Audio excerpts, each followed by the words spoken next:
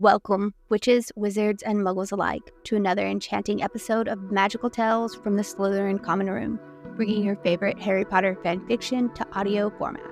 So sit back, relax, and Accio headphones, and let the magic begin. Apostasy by Deydralinne, Chapter 25. I Want You in Mine. A loud knock echoed through the house, causing everyone to freeze and look at each other in confusion. "What the hell was that?" Dio exclaimed. A moment later, Zinni popped into the kitchen with an air of bewilderment as well. "Mistress Granger, French Minister for Magic, Renaud Thibault, is here to see you." Wait, what? Hermione jumped up quickly in shock before looking at the elf to show the way. In the weeks that she had been here, they had not only never used the front door, but she didn't even know where it was. The elf, seeing her uncertainty, led the way. Sure enough, the immense front door was open, and there stood Renaud, his hands casually shoved in the pockets of his suit pants, looking at something out of her line of view. "Minister!" Hermione rushed forward with a smile slipping into place. "I am so sorry, I wasn't expecting you." He turned and brightened at the sight of her. No, of course not. You'll have to forgive me for just stopping by, but I hope the gifts I bring will make up for that." "Gifts? Renaud, you didn't need to get me anything." "Oh, sorry, please come in. You didn't need to get me anything." Hermione motioned for him to come inside. Two men in black suits eyed her with distrust, but remained where they were at the bottom of the stairs while their boss stepped into the foyer. Renaud waited to say anything else as he trailed her back to the kitchen where the others were all still congregated. He reached into his jacket and pulled out a file, handing it to her with an approving smile. The vote was unanimous. "Congratulations, Hermione. You have the support of France behind you." "Wait." Hermione took the folder and flipped through the document within. All 577 signatures were present. "Oh my gosh, Renaud, this is..." She trailed off. "Would you like tea, Minister? Coffee?" Pansy smiled with all the grace of her pure-blood upbringing. "Oh, no, thank you, Miss Parkinson. I won't be staying," but I couldn't miss the opportunity to see Hermione's face when she learned that she had been successful in her endeavors. He offered Pansy a tight smile. "Of course." Pansy gave a knowing look, a look that was not shared by Draco, who was barely containing his disapproving look at the man. "What's this?" She frowned at the accompanying paperwork in the file. She really had to find time to learn French since she would continue to reside here for the foreseeable future. Theo spluttered into his drink before delving into a coughing fit. Daphne clapped him on the back and offered her the sweetest of smiles. "HG, that would be you. Innovative Research and Enhanced Development Institution. The minister is giving you a laboratory for your experiments." "Oh." Hermione's eyes grew wide in surprise. "Oh. The Minister for Magic of fucking France, who just handed her a document with every single member of the National Assembly's signature on it and a research lab, and all she could say was, 'Oh?' Your ideas are inspired, Hermione. I would be honored to help you make them a reality in any way possible." "Renaud, I don't know what to say. Thank you," Hermione finally exclaimed. "It's completely private and entirely yours to do with what you please. No regulations or limitations." He smiled his bright green eyes, gazing softly at her. She nodded her appreciation and smiled back genuinely. "Thank you. This is very kind. Well, I'd best be off. I'm no doubt running late for my meeting with the Games Minister." Hermione fell into step behind him as she walked back through the house. "I wonder if I might ask for your assistance," Renaud spoke quietly once they were out of earshot. "Do you trust your team?" Hermione paused to look over at him. "Yes, of course." He seemed to hesitate over her words, but ultimately he obviously decided to trust her enough that her trust of the others would be acceptable enough validation. "Louis has traveled to Italy, as you know." Renaud started slowly. Hermione nodded. "He was due back 2 days ago, but I have not heard from him. He left the hotel with his guards, and he never made it to the airport. Italy is claiming ignorance. They say they will look into it, but you think they have something to do with it." Hermione frowned at him in concern. Renaud lowered his gaze to the marble floor. "So then why are you asking?" "Oh, I see." Louis was doing something that may have been frowned upon by the National Assembly. A National Assembly that Reynald had convinced unanimously to sign her document, and if Louis had been caught, then this might become an ugly extraction, and he would need someone that could be trusted not to hesitate to play dirty. Give me the information on where he was staying, and I'll see what we can do, Hermione agreed, not missing the way his eyes flashed in a tangled mix of hope and despair. Even if it's just his body, I would appreciate it. Hermione paused and offered him a one-armed hug. He will be okay, Ren. I just know it. She didn't know it, of course. She had no idea, but she hoped for the minister's sake that he was. She had met Louis, and she liked him. He didn't deserve to meet an ill fate. Reynald didn't say anything. He offered no sign of agreement, just ducked his head and left through the front door. His guards, visibly relaxed at the sight of their boss, returned, seemingly unharmed. Italy had not been next on their list to approach. That Alicia Cassioli was not likely to hear their proposal, let alone take it before her parliamentary house for voting. They had planned to leave her until she was among the last for that very reason. However, perhaps they could alter that plan, attempt to find Louis while there. Draco was positively sour when she re-entered the kitchen, much to the apparent enjoyment and amusement of her other housemates. Nice visit, he scowled. It was, actually, Hermione responded cheerfully. I think I will be seeing a lot more of him in the near future. Draco glared at her, sending butterflies fluttering in her stomach. They were both fighting this thing between them, waiting for the other one to crack first. But she would be damned if it was going to be her. No, she would, however, use his obvious jealousy to her advantage. Draco made a choking noise and slammed the bottle down on the counter.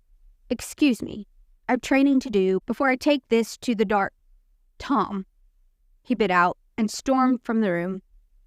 Hermione waited until she heard the slam of the door down the hallway before she allowed the snicker of laughter to leave her. You two are like watching a train wreck. Horrifying, but I can't look away. Daphne shook her head and sipped her coffee. Hermione poked her tongue out at the blonde and began looking over the signatures again with pride. This was really happening. She could really make this a reality. She could make her vision of the free world actually happen. She would make it happen. A scoff rippled through her at the thought that she had. Harry had once been the chosen one, but she was the chosen one now, and she would make them all rue the day that they had chosen to doubt her. Feel good, Ginny slid up beside her and bumped her shoulder. Hermione could feel the genuine pride her friend had for her. Hermione nodded. It really does, Jen. We can actually do this. Jen shook her head. No, you can. You are the one that is making this possible. Hermione thought of Louis. Italy was going to be a tough nut to crack, and she wasn't sure they could get them on board without taking out Alicia Cassioli.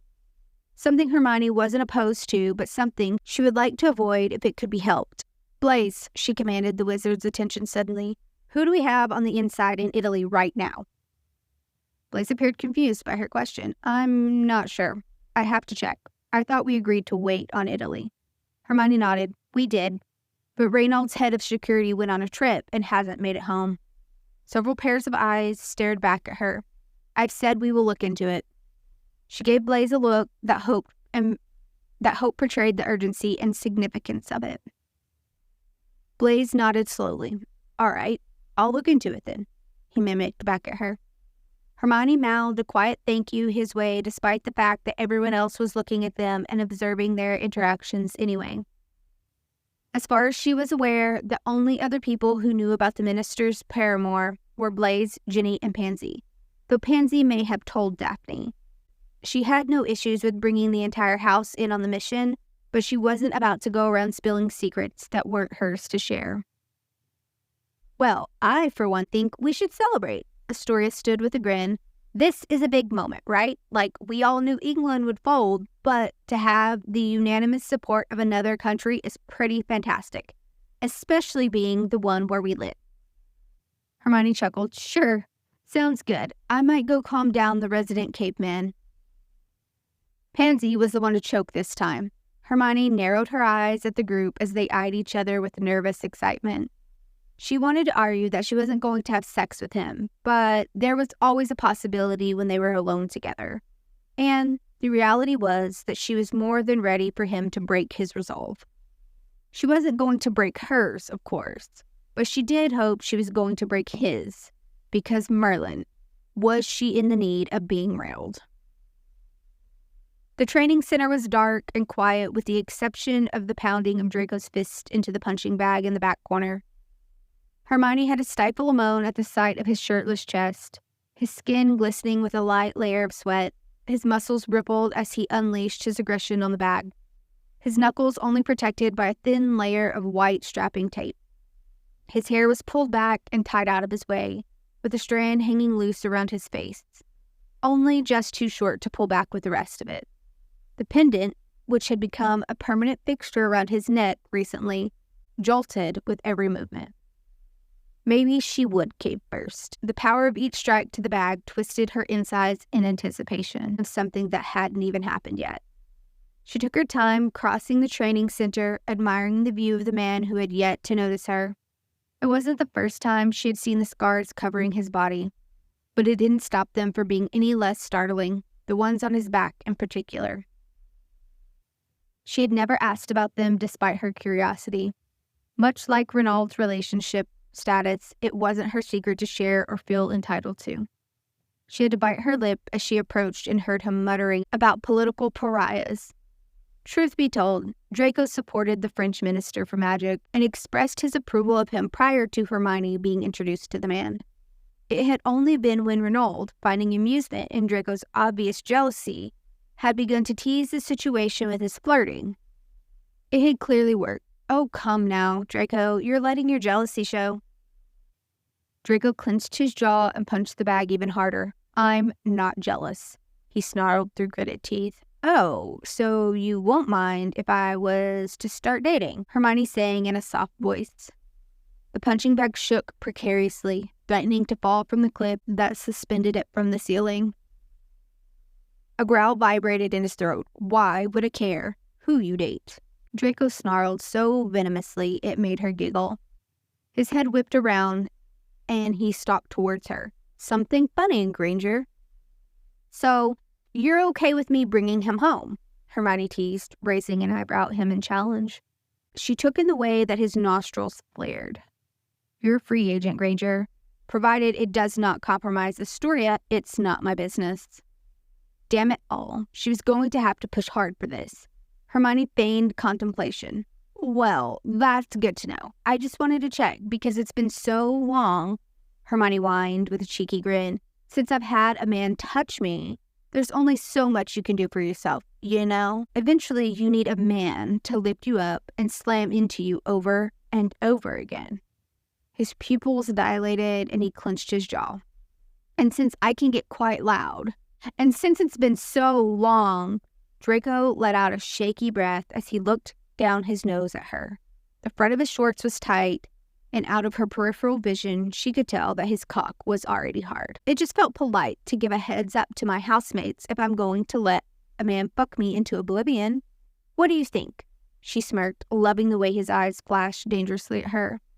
I think Renaud looks like he would know his way around a woman's body, don't you? The heat in her belly was growing. She tried to maintain her innocent bravado, but she couldn't contain the desire to fuck him in her own eyes, and she knew it. Draco slammed his hands down on the box of the fighting ring behind her, caging her in. I think he looks like he couldn't find your hot little cunt with someone pointing it out to him. Well, he wasn't wrong. She carefully schooled her features into disappointment and tried to keep her breathing under control. Oh, you think so? Well, that's a shame, because he promised me a decent orgasm. Is that all? Draco hissed, his breath hot and heavy and so close to her face. What do you mean? Her words were a little gaspy as her eyes dropped to his lips, taking in a soft parting of them, watching as his teeth worried at his bottom lip. A woman like you wouldn't be satisfied with one. He may as well tell you he couldn't handle you, that he would do a half-assed job. You want someone that'll make your eyes roll back in your head, someone who would make you come before he even fucks you. He was impossibly close now, his chest practically pressed against hers, and the feel of his hard cock against her thigh. He would be able to feel the way her chest rose and fell with each labored breath. He had to know she wanted this as much as he did. You should want someone who gets off on getting you off, not just out of obligation. Do you have any recommendations? Hermione looked at him with lusty eyes, pleading with him to give in, to just let her have the win, because Merlin, if he did, she would give him every win from here on out in return. His top lip pulled back in a sneer. I am not going to steer you into someone else's bed, he growled. His hands came down and grabbed the bottom of her ass cheeks and lifted her up, her core gliding against his erection. She gave a surprised moan.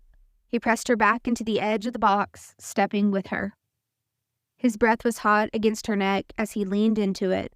He was so fucking close to giving in. Hell, if he had asked her to, she would give in right now herself. Not would you and I both know I want you in mine. She could swear that she had felt the very tip of his tongue connect with her skin, but if he did, he didn't proceed any further into it. In fact, he had turned to stone beneath her. She was about to start begging, even without his asking her to. She had fought this game with him for so long that she didn't care how they got there, just as long as they did. She would take his words as her victory. Draco stepped backwards 3 whole steps, and the warmth of his body was replaced with the cool air of the training center.